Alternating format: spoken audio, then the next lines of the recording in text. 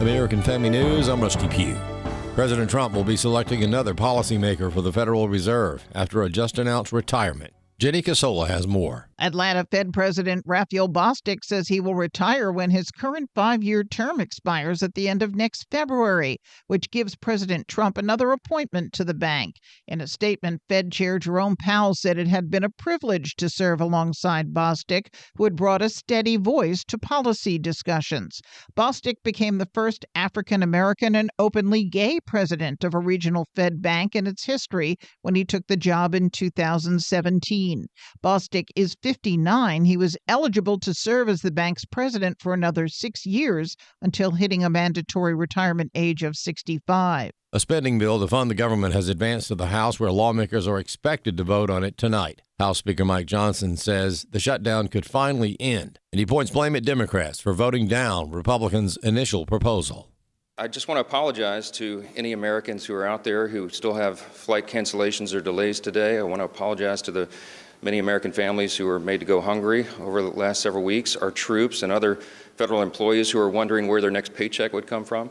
All of that's on the Democrats. President Trump is pushing for a pardon for Israeli Prime Minister Benjamin Netanyahu. In a letter to Israel's President Isaac Herzog, President Trump writes it's time for Prime Minister Benjamin Netanyahu to be fully pardoned to unite the country and end lawfare once and for all. President Trump concluded a speech at Israel's parliament last month, also calling for a pardon of Netanyahu. The prime minister is on trial for corruption charges. President Trump calls Netanyahu a decisive leader, standing tall in the face of strong adversaries, and his attention cannot be unnecessarily diverted. Herzog's office did not take a position, but says a pardon request must go through the proper channels. At the White House, Jared Halpern, Fox News. A Florida man has been arrested and charged with sex crimes against numerous children. Officials in Hernando County accuse Nathan Holmberg of preying on at least 7 children and recording the encounters on his cell phone. An investigation of his phone found hundreds of photos and videos, with the youngest victim being 3 years old and the oldest being 10. Florida Attorney General James Uthmeyer says the state is now seeking the death penalty against Holmberg, which would mark the first execution for someone convicted of child sex crimes. I believe that crimes like this against young children, where you take their innocence, you take their childhood away from them, these horrific acts deserve the ultimate form of justice. Texans recently passed a proposition that seeks to help the state's water infrastructure. Robert Thornton has more. Texans passed Proposition 4 that addresses water on a 70% to 30% vote last week. The Texas population is increasing as people flee states with higher taxes. Housing subdivisions and other business buildings are popping up, and there is more concern about current and future water resources. The Texas Water Development Board says the Texas population is projected to increase 53% between 2030 and 2080. Proposition 4 requires the Texas Comptroller of Public Accounts each state fiscal year to deposit into the Texas Water Fund the first $1 billion of net revenue from state sales and use taxes that exceed the first $46.5 billion of that revenue. The board oversees the state's water supply and will manage the money. Larry French, Senior Fellow for Water Policy at the Texas Public Policy Foundation. This is related to developing a dependable source of money to finance projects that deal with the water challenges that we face in Texas. He said a big need is to fix leaky pipes in city and community water systems. You look at some of the big cities in the state, of course, because they're big, their water loss is big as well. So Houston, Dallas, Austin, you can kind of go through the list, San Antonio, all could benefit from being eligible to tap into this Texas Water Fund. Some other ways the money can help include the desalination of water and projects for wastewater and flooding. I'm Robert Thornton. More news online at afn.net and on the AFN mobile app. I'm Rusty Pugh. Thoughts of the child you were carrying keep pouring over in your mind. A deep, unrelenting sadness overshadows your days, and you wonder if you will ever feel whole again. There is hope and healing from a reproductive loss. Call the International Helpline, 866-482-LIFE, and talk with someone who has been where you are. Your call is confidential, and we will help you find healing. 866-482-LIFE.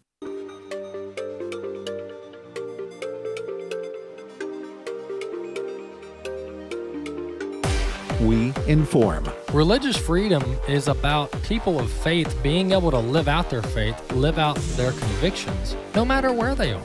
We equip. Sacred honor is the courage to speak truth, to live out your free speech. We also rejoice in our sufferings because we know that suffering produces perseverance, perseverance, character, and character, hope. This is At the Core on American Family Radio. Welcome to The Core here on American Family Radio. Glad to have you with us. Walker Wildmon here on today's episode, today's program. Glad to have you with us. AFR.net is where you can find the podcast. AFR.net is where you can find the podcast. Well, before we jump to our guests that we have in studio, I want to draw our attention to John chapter 2. On Monday, we looked at verse 18 and 19, but Jesus is talking to the Jews and the Jewish leaders in John chapter 2 after he just ran the money changers out of the temple. And the Jews are basically asking for a sign. They're asking for a miracle, some way to prove that Jesus is, in fact, the Messiah. And Jesus answered them and said in verse 19, "Destroy this temple, and in 3 days I will raise it up." And this is the essence of Easter. And, of course, the audience here, the crowd, they think that Jesus is literally talking about the physical temple. And so they say, "It has taken 46 years to build this temple, and will you raise it up in 3 days?" And, of course, Jesus was referencing his body, his resurrected and crucified body.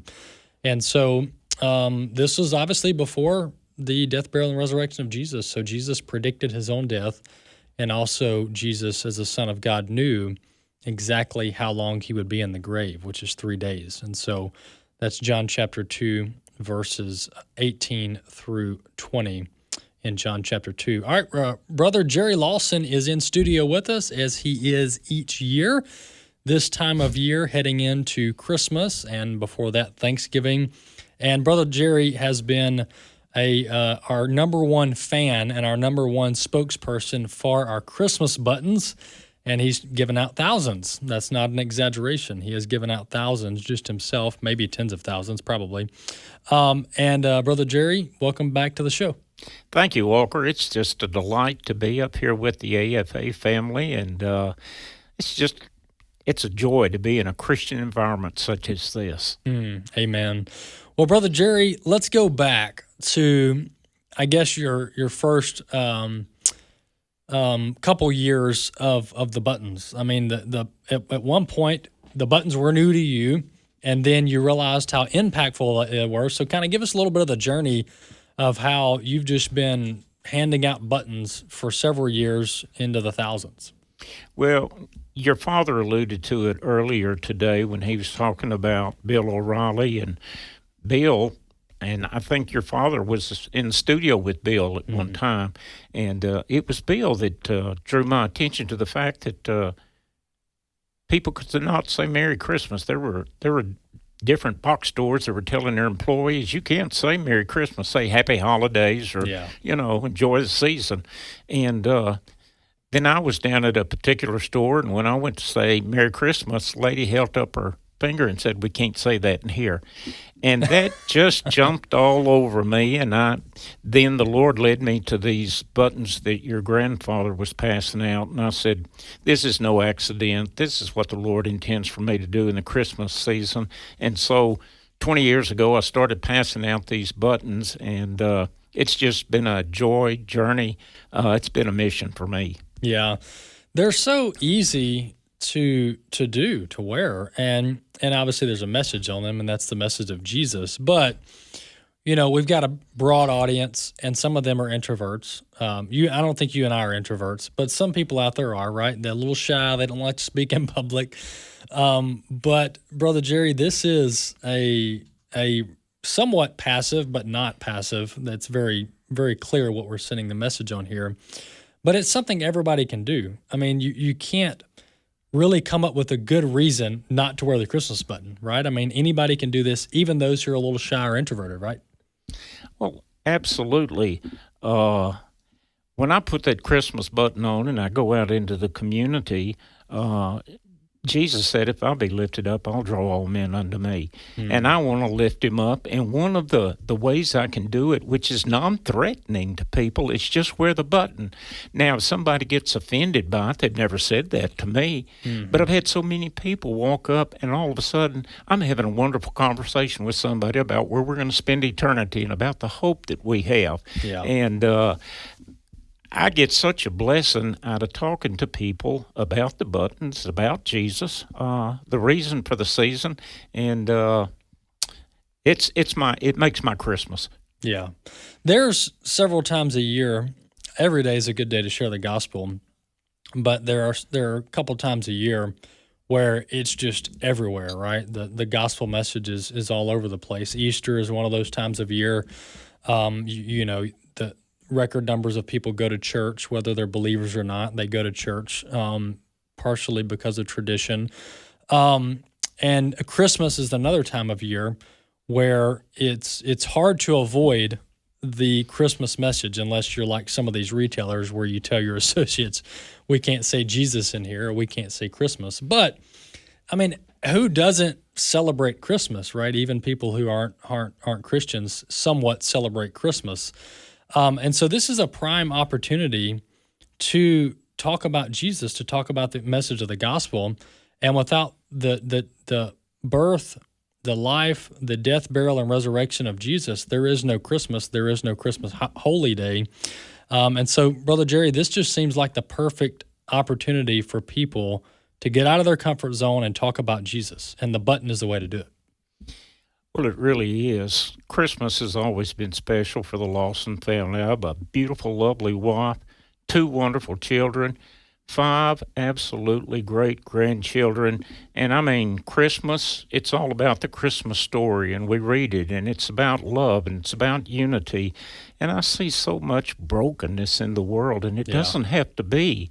The one who came to break that cycle of evil in our life is Jesus Christ. And when I look around at how the Lord has blessed me, well, I gave your father a hat today, blessed to be a blessing. And I saw Buddy wearing this around, and I wondered who gifted it. Is this your idea?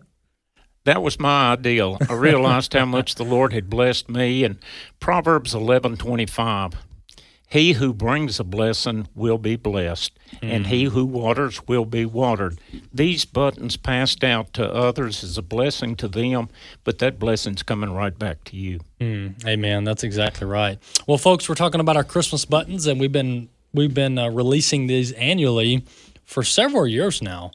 Over a decade, we've been having the Christmas buttons. We shifted for a little while, for a couple of years, to the wristbands. Those did pretty well.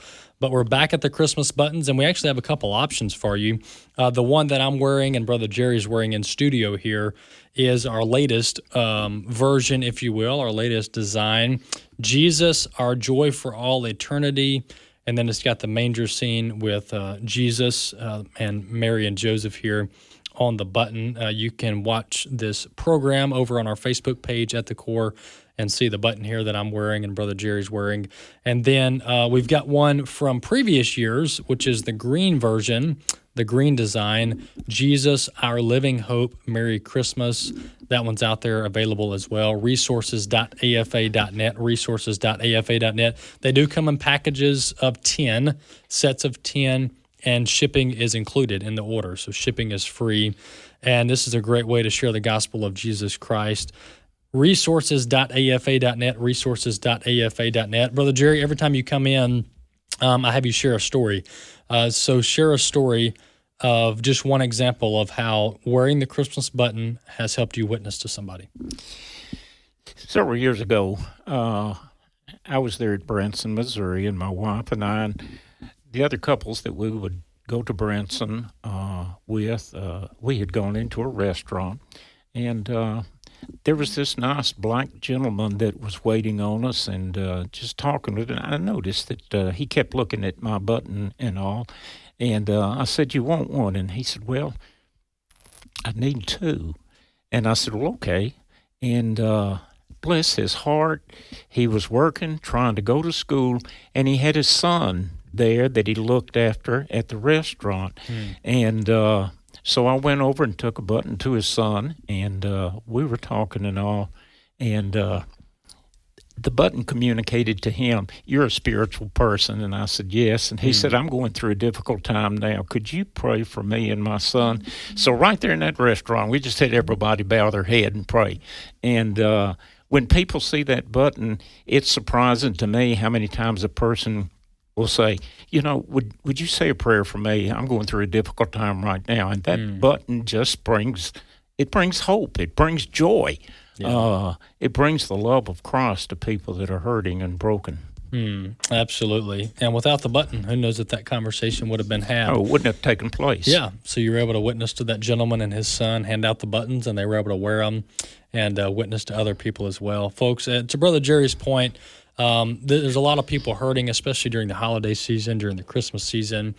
And this is a prime opportunity for witnessing, prime opportunity for sharing the gospel and talking about the eternal hope that we have in Christ Jesus. So don't miss this opportunity. One great way to do it that we're offering is by ordering the Christmas button. You can wear it and share it. That's what we've been saying for many years. Take it to church, hand it out in Sunday school, take it to work, hand it out to your coworkers, have your kids take it to school and hand it out to their friends. There's just so many ways to wear and share the Christmas button and help people remember that Jesus is the reason that we celebrate Christmas. This is all about Jesus. Without Christ and his birth, there is no Christmas. There is no Christmas holiday. And so we can't forget the primary purpose in which we celebrate Christmas. Brother Jerry, thanks so much for your witness. Thanks so much for being the champion, capital THE, the Christmas button champion. Well, Walker, I'd like to say thank you again to your grandfather, father, and to y'all's family. They have given me the opportunity to receive a lot of joy in life through passing out these buttons. Not just Christmas buttons, but I like my Easter buttons as well. There you go. Good plug. We're not even in the new year yet. Brother Jerry's already thinking about the Easter buttons. Excellent. Thank you, brother. Appreciate you coming on.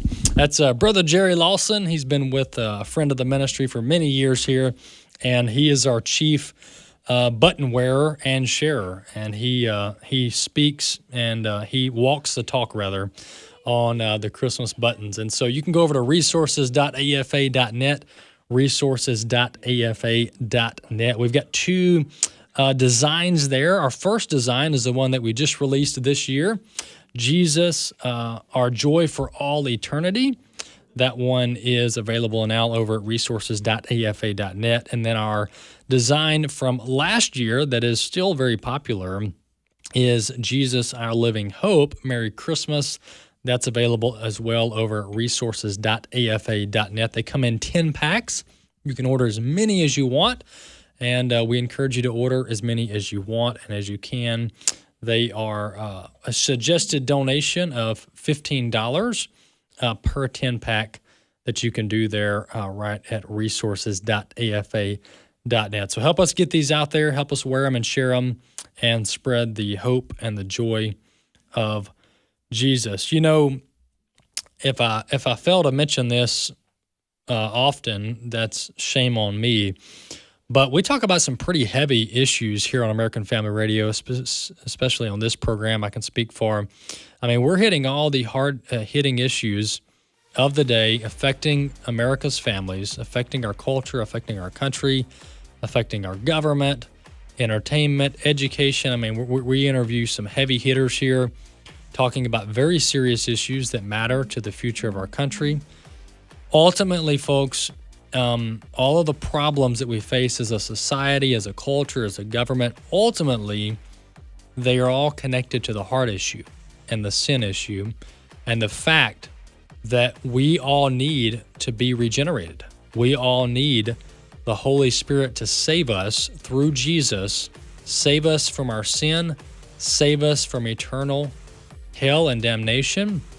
That's what every person needs, because we're all born into sin and we all need a Savior. The Savior, the perfect one, is Jesus. He came to take the place of our sin. So that's the message that we can never forget.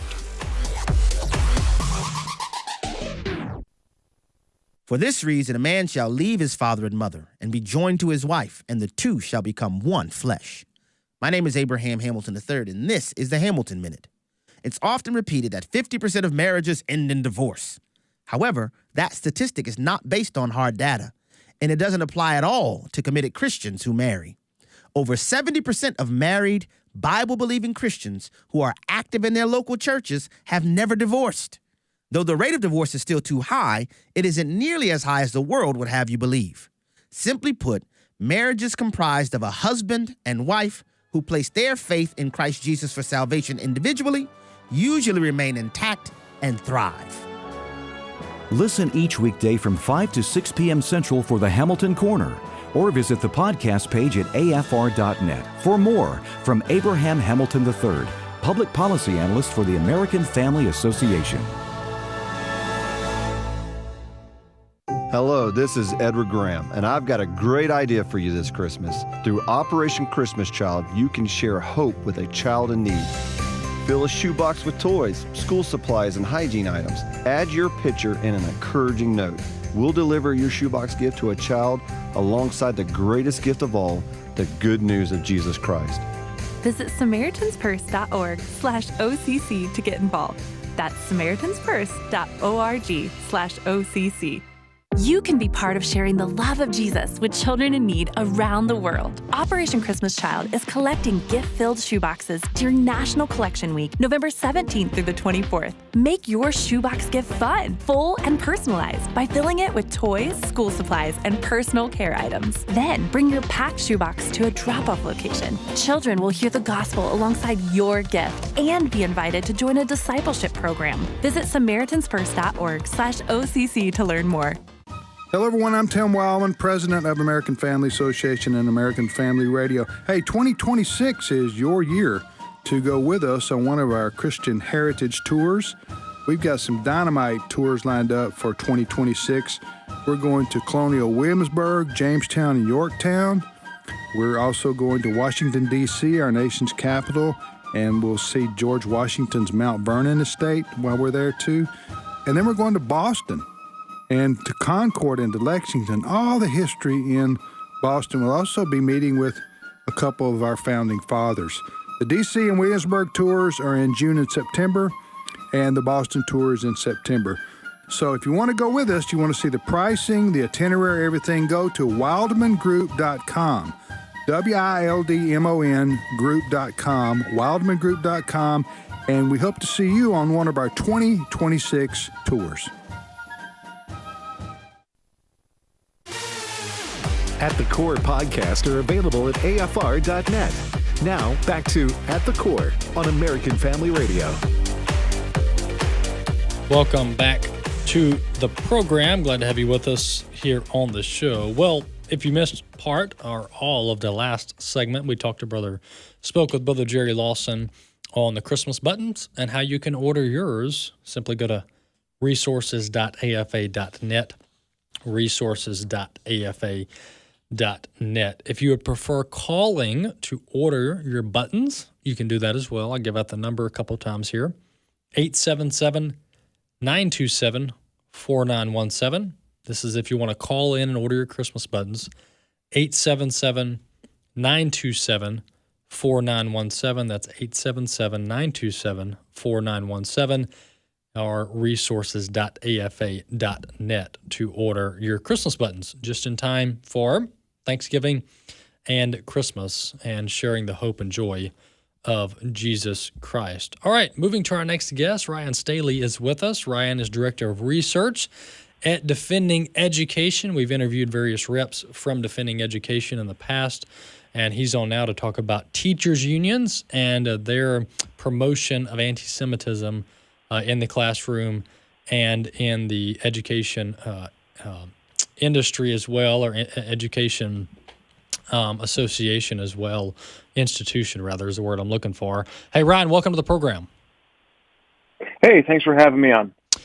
Ryan, before we jump into this op-ed you wrote in the Washington Examiner about the teachers' unions and anti-Semitism, tell us a little bit about the organization Defending Education. I appreciate that. We are an organization of parents that are working to fix the education system, specifically public schools, but we help out in other avenues as well. And our focus is, we fully support charter schools, private schools, homeschooling, but we also see that not every family can do those formats. And if we don't fix our education, our public education system, eventually those young people go off into the work world, and they're still part of our world. And so we see that as an important task at this time to fix. What we do is we have a couple of different buckets that we work with. One of the big ones I really enjoy, outside of my personal work, is we work with parents and parent groups to help educate them and get them to become advocates in their own community. So we have programming and resources and all kinds of different things to train them in fundraising, in how to publicly speak, how to do media hits, and so forth. We have a legal arm where we just actually won a lawsuit in the 6th Circuit or 6th District, a lawsuit against Ohio School District, where they were forcing students to have to use personal pronouns with penalty.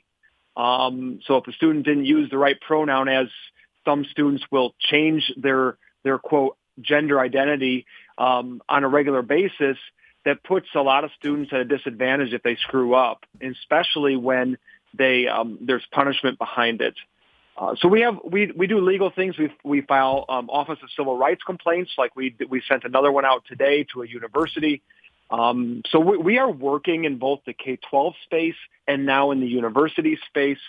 And then we have some policy work that we do where we advocate for policies with this type of stuff. And then the last piece, I guess, which we'll kind of come around to, is the work that I do, which is exposing a lot of the rot inside the institutions.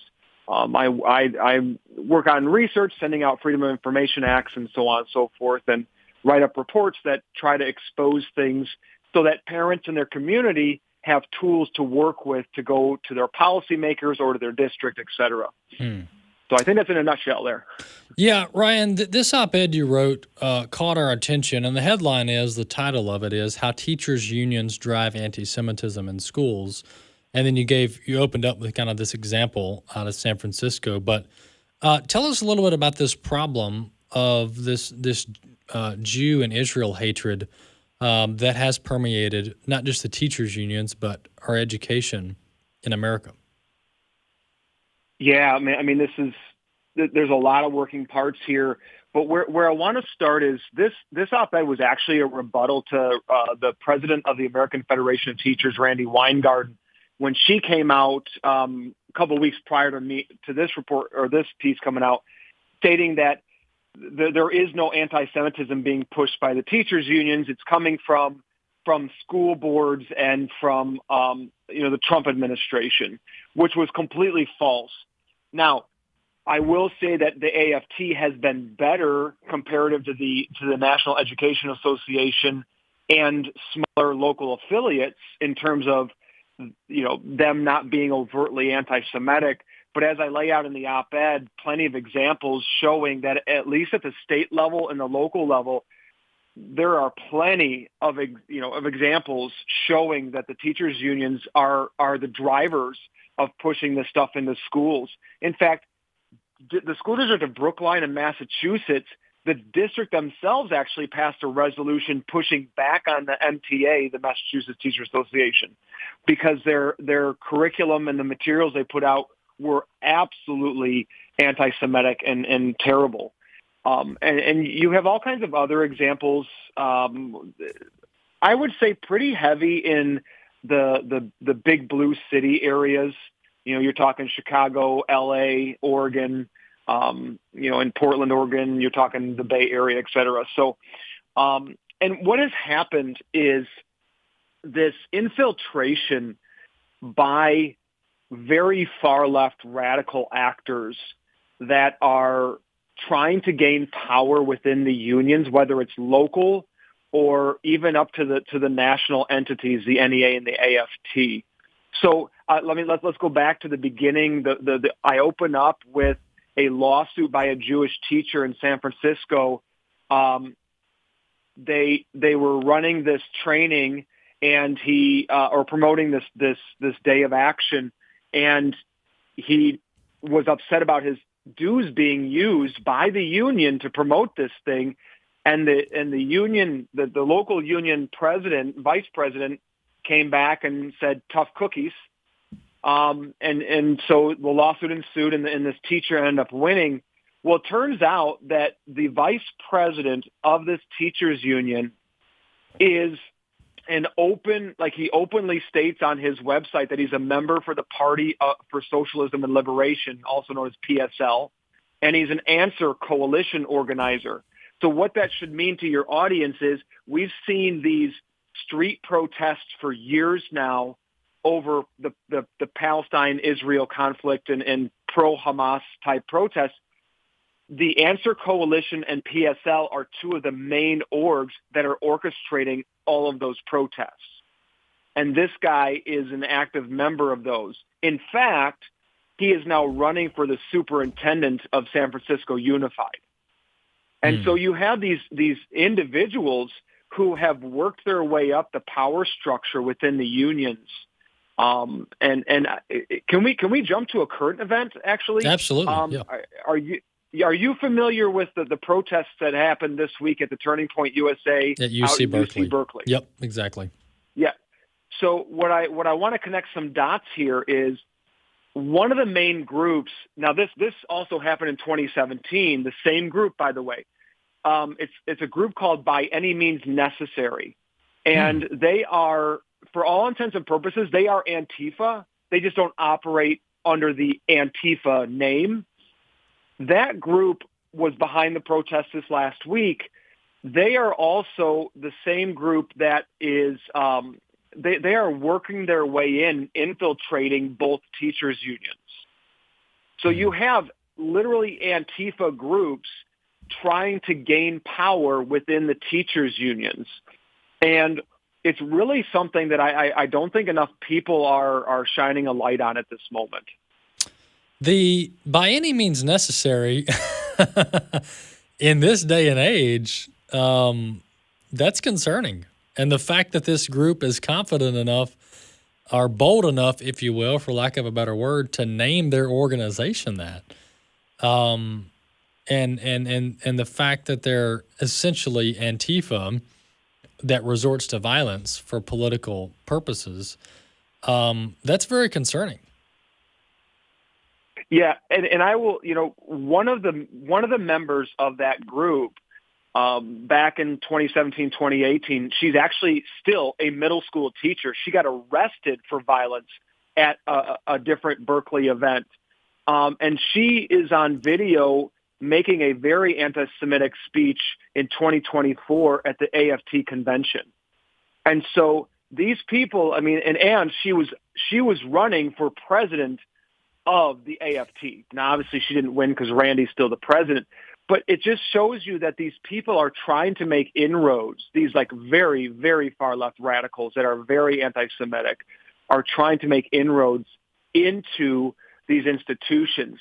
Just like we've seen, I've been paying attention a little bit to the Democratic Socialists of America and their evolution from internally. And we see their power now in New York City after the mayoral election. Right. Mm-hmm. And one of the things that happened with the DSA is kind of my warning with the same thing that's trying to happen with both the teachers unions, where the very fringe radicals eventually started getting more power within the DSA. And you go from, socialism light to a very extreme radical end of things. Yeah. Well, to your point, this is what's happening with the Democrat Party at large. And this is also what's happening to the teachers' unions, to your point, and these education departments, if you will, at the state level and at the local level.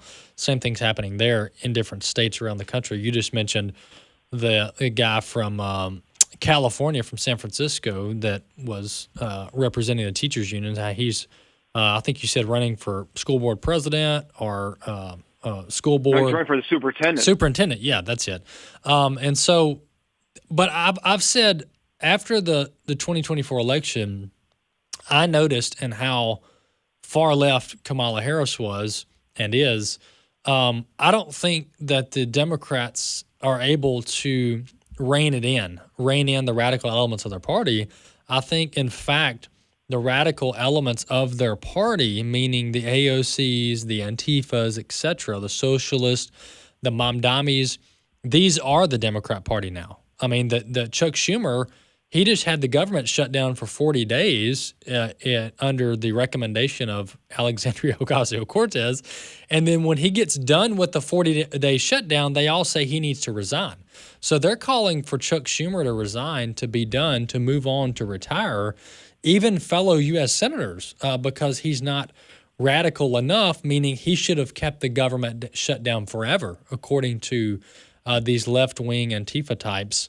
Because, once again, to your point, these groups, their slogan says it all, and their name says it all, and that is by any means necessary. And so, do you agree with that? I mean, I just don't see how the Democrats, once you give over your party and your movement to these radical types, I'm just not sure how they ever get back control of it. I'm talking about the John Fettermans and the more, quote, moderate members of their party.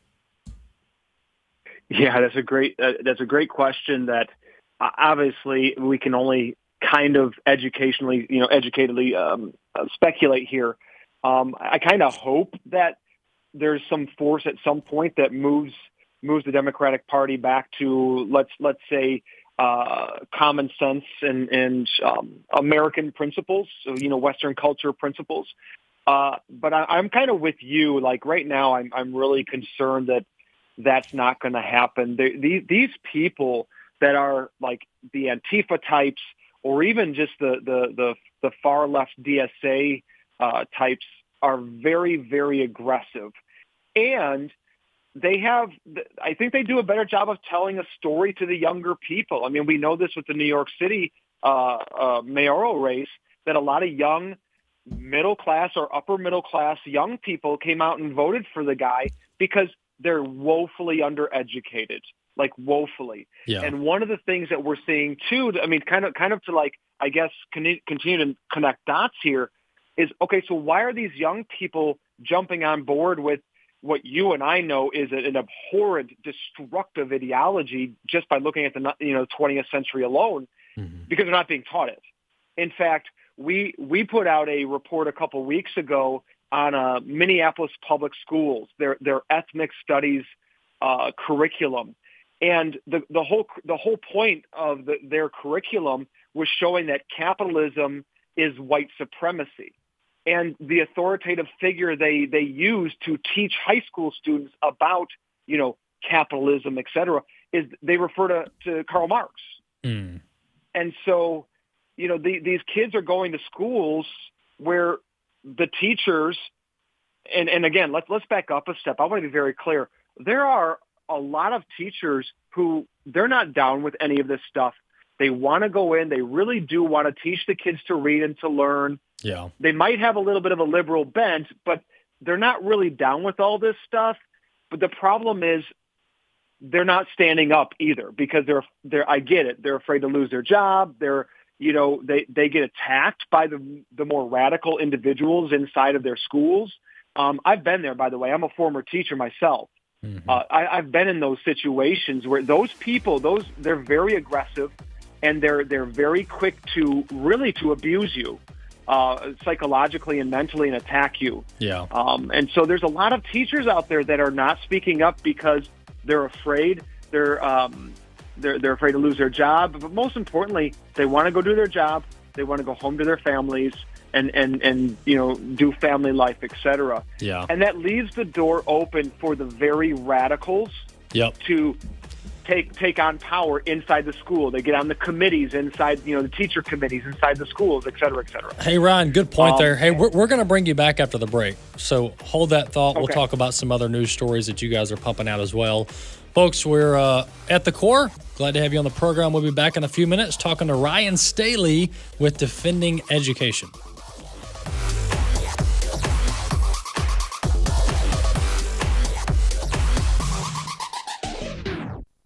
As we watch world events unfold and fulfill Scripture, it's hard to believe anyone could doubt God and His Word are real, and yet there are so many who either question or completely refuse to believe it. The God Who Speaks is a 90-minute documentary that hits the doubt head-on with evidence that proves God is real and His Word is the ultimate authority. Watch it anytime and invite others to watch with you. Just visit stream.afa.net. That's stream.afa.net. I'm Dr. Ray Rooney. The mission of American Family Association is to inform, equip, and activate individuals and families to strengthen the moral foundations of American culture and give aid to the church, here and abroad, in its task of fulfilling the Great Commission. AFA aims to evangelize the lost and disciple the believer. Thank you for standing with the American Family Association as we seek to stop the erosion of godly values. So right now may be the perfect time for you to rethink how you pay for health care. And here's why. This time of year is decision time for a lot of people, but it's also when you can join MediShare and save even more than usual. For many families, joining MediShare means saving about $500 a month, which is a game changer for a lot of people. But what's more, MediShare members like it. We know this from member surveys. They like it a lot. It's a proven thing now. MediShare has been around for over 30 years. It's a Christian community of hundreds of thousands of people now. And here's the thing, too. If you join before November 15th and you mention the promo code SHARE, they will waive your application fee. So you save $100 right off the bat. I'll give you the number here in a second, but just call and you'll get a price within 2 minutes.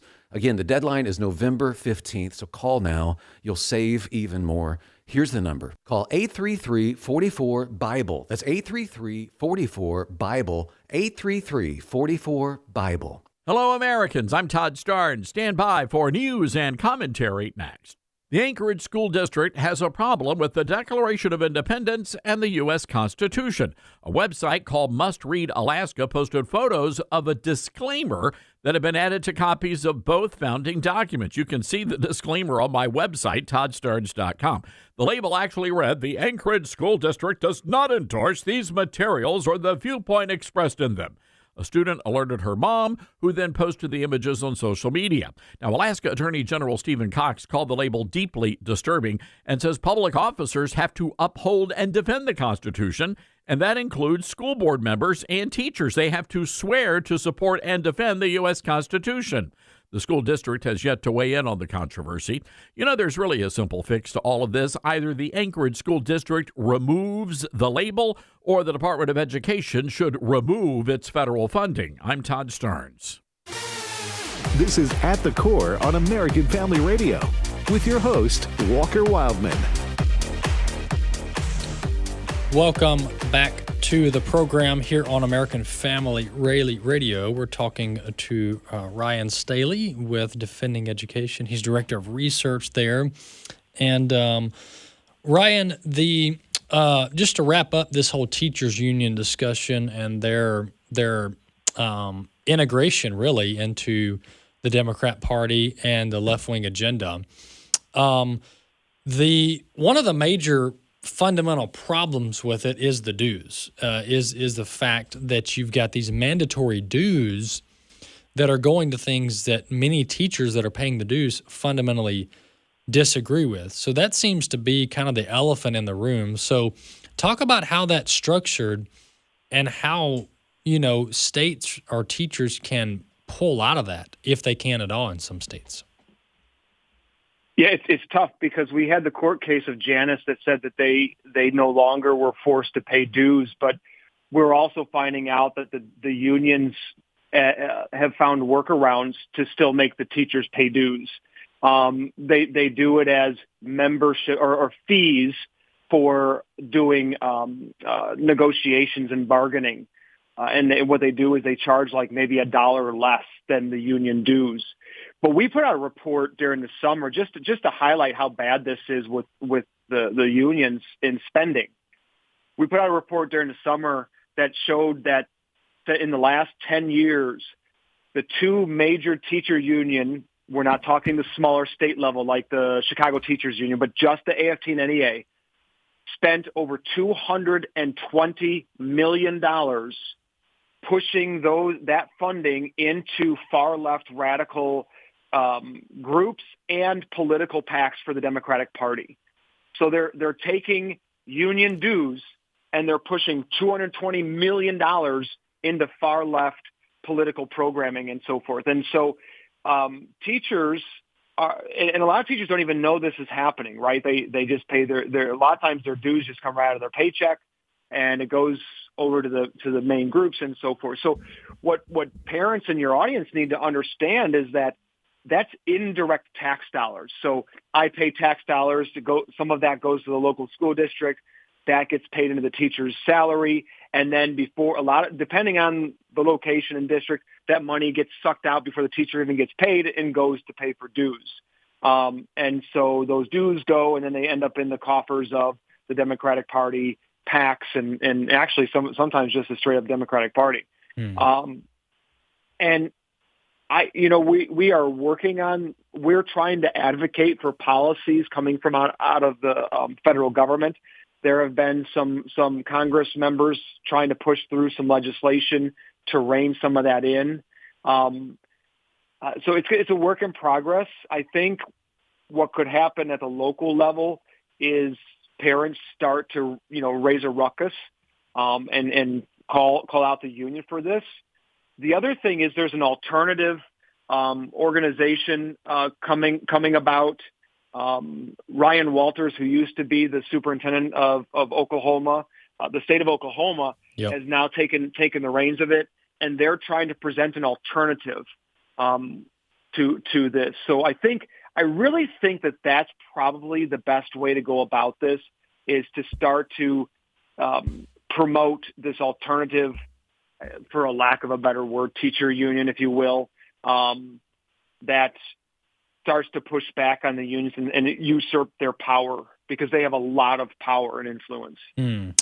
Ryan, another thing I wanted to get your thoughts on is the surging trend in administrative positions. This is, when you look at the charts and the studies on the number of administrators that have been hired compared to teachers, it's unbelievable. I mean, the chart is almost a straight line up year over year of administrative positions being hired. Meanwhile, the number of teachers, especially per capita, is pretty much stagnant, not really hiring many new teachers. And I talked to teachers that are still in the education, and there's all these fancy positions that are not teaching positions. Like, so to me, it seems like, even setting aside the teachers' unions and the Democrat Party and how they're all in bed together,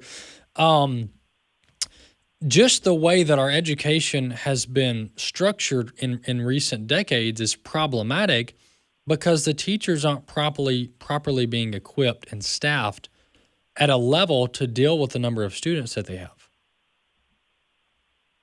Yeah, we're seeing, I mean, across the board, whether it's K-12 or university level, right? We are seeing this massive increase in administrative state. You're talking restorative justice administrators and DEI administrators, and you're talking social emotional learning administrators, and they keep increasing because they keep adding all these things.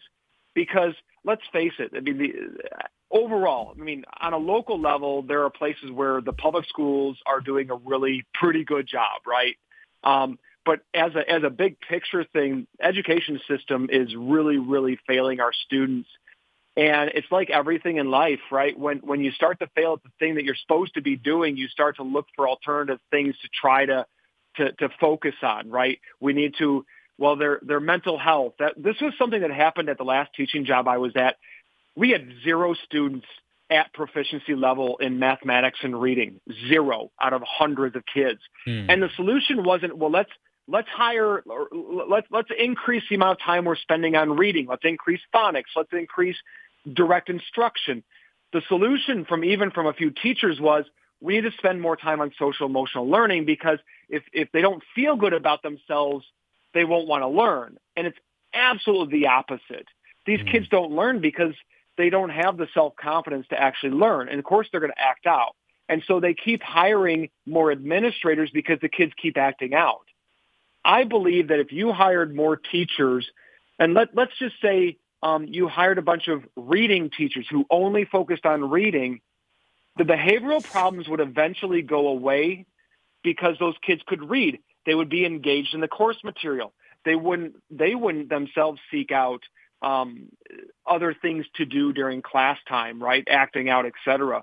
And so I think that, we have almost a backwards system right now where they keep increasing the administrators because they don't want to accept that the easiest solution is the simplest solution, which is hire more teachers and teach the kids to read. Yeah, that's a good point. And I've never been a big fan of the school and the teachers and the administrators feeling like they've got to be the disciplinarian for the kids. I mean, discipline should happen at the home, and the kids ought to go to school and act right. And of course, there's exceptions to that. Not every kid's perfect. Some kids have issues, but to your point, this whole, feeling like teachers have to be like Miss Do-It-All or Mr. Do-It-All, where they've got to teach and they've got to discipline and they've got to, do 70 different things, and only half of them are educational, is very problematic and draws attention away from the classroom. On the numbers specifically, from 2000 to 2019, the number of district administrators grew by 90%, while the number of teachers grew by 9%. When you look at back in like 1950, these are some just stats I'm pulling out real quick. In 1950, there were 237 teachers for every 100 non-teaching staff members. So basically a 3-to-1 ratio of teachers. You look at where they were in 2010, which is the latest study, the ratio had fallen for 100 teachers for every 183 non-teaching staff members. So it inverted to where there's more non-teachers than there are teachers in these school districts. I mean, and you look at these classrooms, Ryan, some of these classrooms have 25, 30 kids per classroom. And you go back, 15, 20 years ago, it was like 10 to 15 kids per classroom. Yeah, I mean, there was one year a while back where I had 40-some kids in my classroom, sixth graders. Wow. And so, yeah, these classes are getting bigger. These teachers are coming in even less prepared than they were before through their colleges of ed, especially when it comes to classroom management. And yet we see this massive increase in administration. And it's half the time it's the thing that keeps circling in my head is the movie, just to kind of make a little bit of a light of this, is the movie Office Space, where they bring in the Bobs to figure out, to kind of purge people. And it's kind of like, what actually do you do here? And I talk to teachers inside of buildings as well. Both, and by the way, we're seeing this with, I used to teach at a Catholic high school, and I've even seen the same thing on a smaller scale at the Catholic high school, where they're all of a sudden there's like more and more administrators. And half the time I can't tell you that there's any benefit whatsoever to these people other than moving people who can't teach into positions where they can still make an income. Because, that's the other, let's circle back around here, I guess, to finish this off with the teachers unions. The teachers unions make it very, very difficult to fire teachers. Correct.